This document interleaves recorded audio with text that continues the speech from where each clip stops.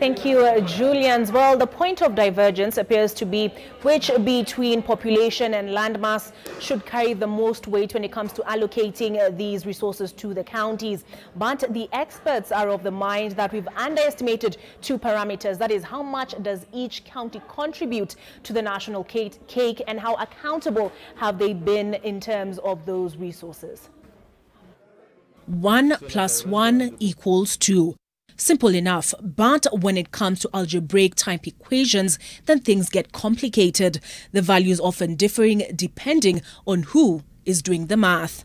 In Kenya at the moment, there appears to be no math as complicated as the sharing out of the national cake to the counties. In this case, which counties should get a bigger slice of the pie? Is it counties with the largest population or landmass? Neither, the experts say. We are getting it wrong when we think that we should have a formula to divide the money. That is wrong. It should be meaning-driven. Remember, the idea of all this in devolution was a realization that some counties are behind from the others. So we need to be assessing the need. Right now, we are just told this is the formula and this is the money supposed to go for what? To go to this county, for what reason? Instead, they say more weight should be given to the two parameters that are at present receiving the least consideration. The first of which is a county's contribution to the national cake through own source revenue collection, which is currently designated 2%. My suspicion is people want to get as much money as possible by doing as little as possible.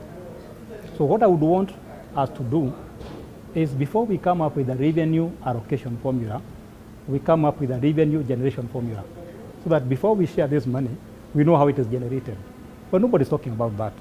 I think it is more of the fact that we want money without working for it than the formula itself.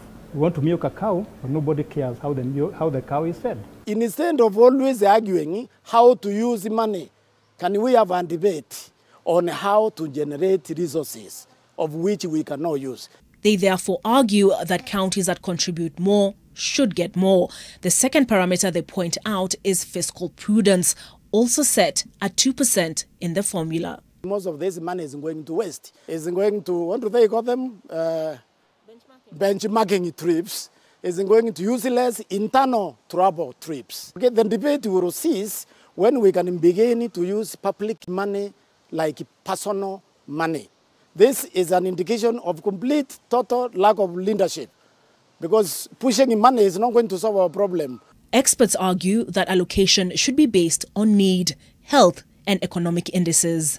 We don't need the politics in the development, because we know that the development within the republic is skewed already. Because right now is all back to the politics of dominance instead of politics of reason.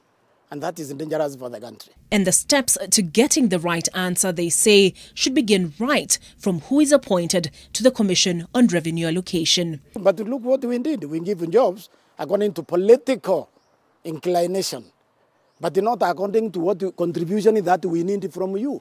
So we hire you so Kenya can work for you as opposed to you working for Kenya. Wrong. Very wrong.